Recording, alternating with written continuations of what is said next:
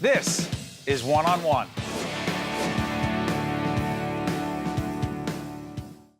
We're speaking with Dr. John DeLuca with Kessler Foundation, also research professor, Rutgers, New Jersey Medical School. Doctor, we're having a forum tonight here with Kessler Foundation on MS research. What is MS exactly? MS is a neurologic disease that affects the brain. It actually is the disease that really affects middle-aged and young adults. It's the leading disease that affects them in their everyday lives. It affects their financial status, their family status, their work status.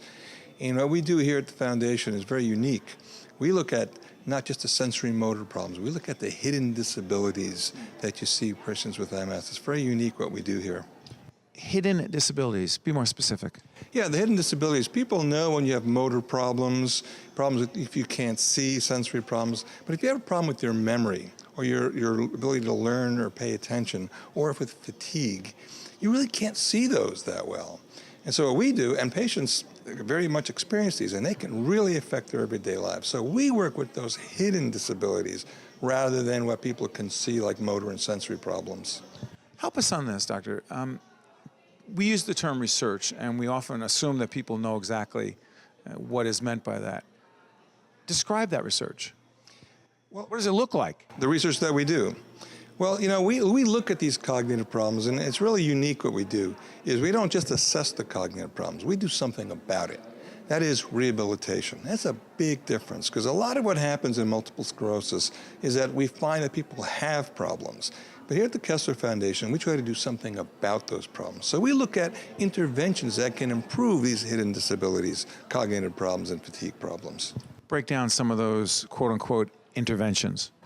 Well, for example, for cognition, for memory, one of the biggest complaints patients have is I can't remember things anymore. So what we do is we take specific interventions that we know can improve learning and memory, and can we teach patients to use it in their everyday life? And what we find is that we can actually do that. It improves their cognitive function, it improves their everyday life, and it actually does so at the level of the brain. We can show differences in the brain when they're using these techniques. John, let me ask you this. Do we know why MS actually affects memory? Well, what we do know is that it's related to brain pathology. So the more brain pathology you have, the more you may have a memory problem. But Define pathology. Pathology is sort of damage in the brain, more atrophy, or more disconnections. It's really quite interesting. So we're able to look at the brain and see what areas are not connecting to each other. So sometimes it's not more atrophy, it's where those disconnections are. And we can look at that in a very sophisticated way here at the Kessler Foundation. To what degree, Doctor, do we really understand some of the challenges, the real quality of life challenges that people with MS are facing? Well, we know that it affects quality of life. We know that it affects their social functioning, their home. Imagine going home and you've been a professor or a teacher, and now you can't help your child with their homework and how you feel about that.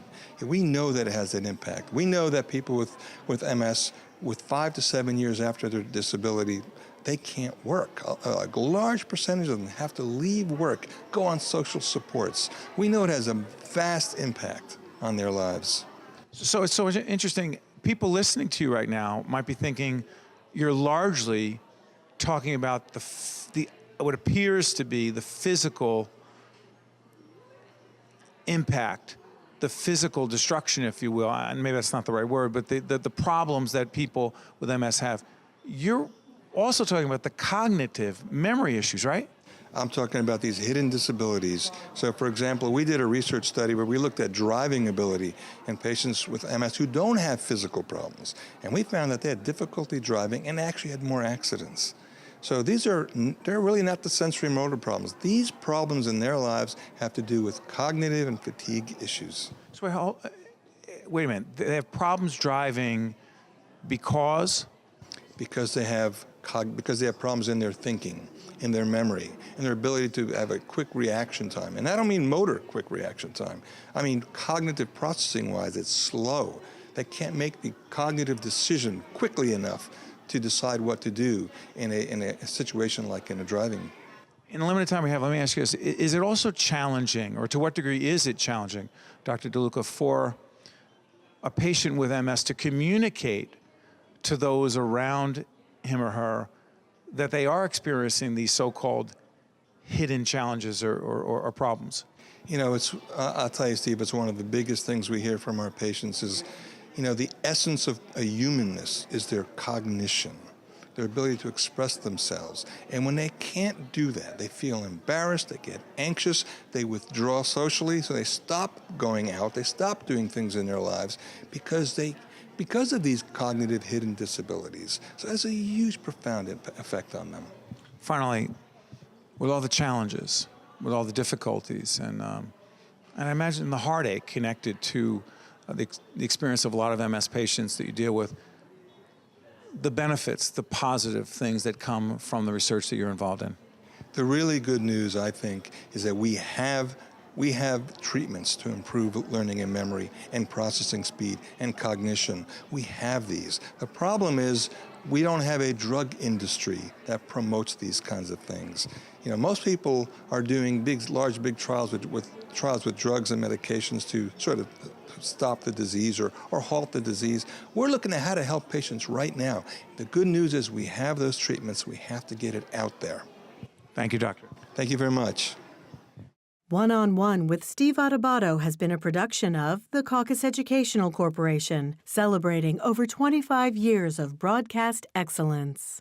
Funding for this special edition of One-on-One with Steve Adubato at NJIT has been provided by TD Bank, PSE&G, RWJ Barnabas Health, Choose New Jersey, the law firm of Gibbons PC, Prudential Financial's Global Communications Department, and by Verizon.